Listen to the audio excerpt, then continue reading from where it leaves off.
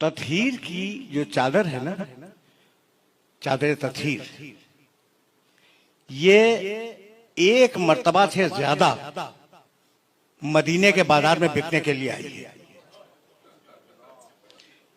अभी मैं मसाहिब तक गया नहीं, लेकिन ये तुम्हारा ईमान है। एक वाकया सुन लो। एक किताब है जज्बुल कुलूब, फारसी में। साहिब जज्बुल कुलूब ने इन बुजुर्ग का ताल्लुक हमारे मसलक से नहीं है। उन्होंने एक छोटा सा वाकया लिखा और उस छोटे से वाकये को बयान करूंगा और मसाहिब के 2 जुमले तुमसे इजाजत ले लूंगा, अब ज्यादा नहीं। वो लिखते हैं साहिब जज्बुल कुलूब के दरे सैयदा पर एक साइल आया और घर में कुछ भी नहीं था उस साइल को देने के लिए। इत्तेफाक से दरवाजे पर सलमान फारसी बैठे हुए थे। शहजादी ने सलमान फारसी से कहा, सलमान ये मेरी चादर लो, इसे बेच के कुछ पैसे ले आओ। लिखा तो ये हुआ है। ये रिवायत तुम्हारे सुनने के काबिल है। अगर सुनने के काबिल ना होती तो न सुनाता। ये चादर लो, इसे बेचो, कुछ पैसे लाओ और साहिल को दे दो। सलमान फारसी कंधे पे चादर लेकर बाहर निकले। अब सलमान फारसी की ज़बान में इतनी जुर्रत नहीं थी कि वो कहते कि मैं फातिमा ज़हरा की चादर भी आया हूं बेचने के लिए। नहीं कर सकते।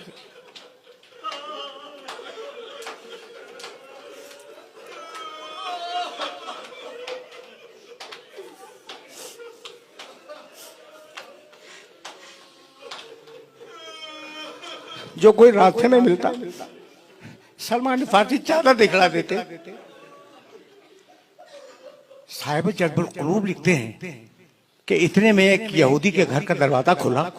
एक बूढ़ा राहिब अंदर से निकला और कहा, सलमान ये जो चादर तुम्हारे कंधे पे, क्या मुझे इजाजत है कि मैं इसे देख सकता हूं? कहा देख लो। वो करीब आया, बूढ़ा यहूदी। उसने उस चादर को देखा। फिर कहा, लगा सलमान इतनी इजाजत और दे दो कि मेरे पास कुछ पुराने सहीफे रखे हुए हैं, तौरेत इंजील के, तौरेत के, यहूदी है, तौरेत के कुछ सहीफे रखे हुए हैं, मैं इस चादर को से मिला लूं। गया, सलमान ने इजाजत दी, सलमान खड़े रहे। वो गया, तौरेत का नुस्खा निकाल के लाया।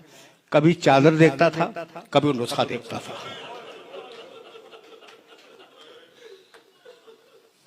जब उसने नुस्खे से चादर को मिला लिया तो कहा, सलमान मैं इसे खरीदूंगा।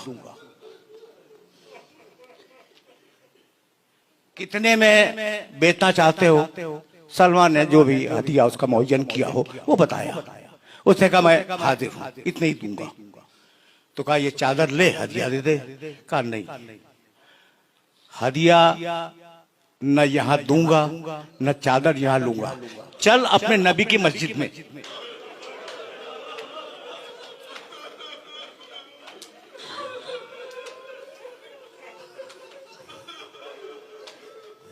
भरा हुआ मजमा सहाबे किराम का। उस मजमे में यहूदी आया और उसने आने के बाद ये कहा कि मैंने इस चादर को अपने पुराने सहीफों से मिलाया और उन पुराने सहीफों में ये लिखा हुआ था कि आखिरी नबी की बेटी की चादर बिकने के लिए आएगी।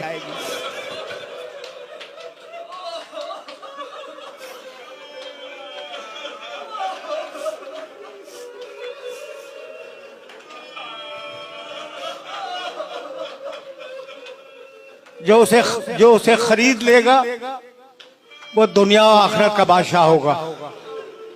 तो मैं कलमा पढ़ता हूँ, मैं कलमा पढ़ता हूँ। अब जुमला इसके बाद सुनो।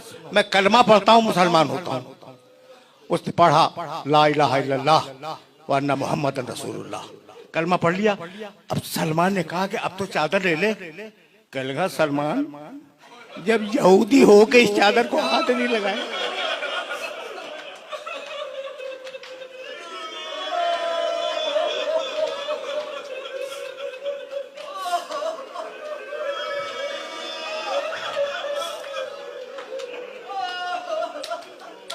सलमान,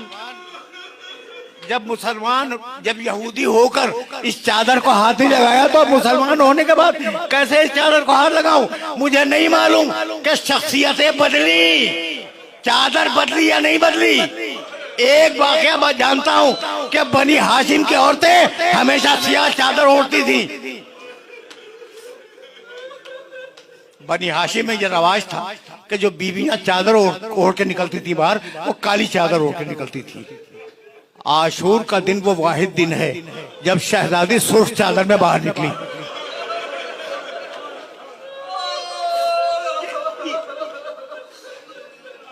ये मैं किसकी बात कर रहा हूं? शहजादी ज़ैनब कुबरा सुर्ख चादर में बाहर निकली।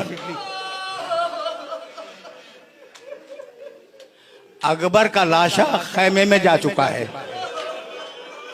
हुसैन कमर थामे जमीन पे बैठे हैं। एक मर्तबा एक बीवी सुर्ख चादर में बाहर निकली। एक फौजी ने दूसरे फौजी से कहा, बनी हाशिम की औरतें सुर्ख चादर नहीं ओढ़ती, ये कौन बीवी है जो हुसैन के खैमे से निकली और सुर्ख चादर में है? तो उसने कहा, ये चादर सुर्ख नहीं है, ये अली अकबर का खून है।